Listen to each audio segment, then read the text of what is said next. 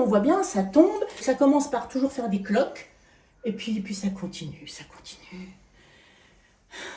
Cette femme est exaspérée. Sa mère, Arlette, est âgée de 89 ans et vit dans cette maison depuis plus de 2 ans. Des fuites provenant du toit terrasse durent maintenant depuis novembre 2022.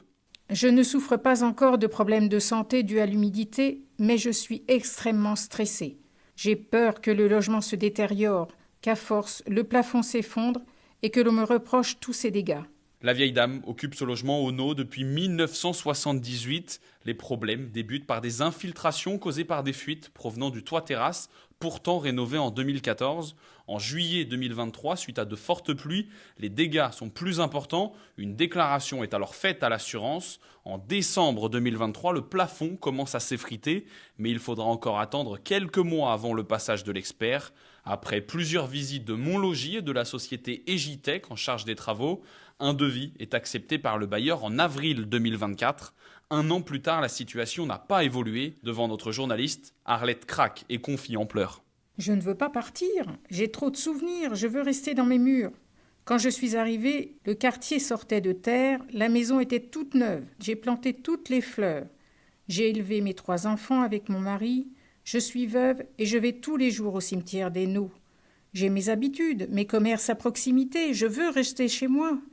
Il faut faire les travaux, réparer vite pour que les dégâts cessent, que ça ne tourne pas à la catastrophe, que ma maison ne soit pas abîmée davantage. Alerté par l'appel de l'Est Éclair concernant la situation d'Arlette, Montlogis, par la voix de Michael Collet, responsable de la communication, nous a assuré qu'une intervention était programmée ce lundi 7 avril.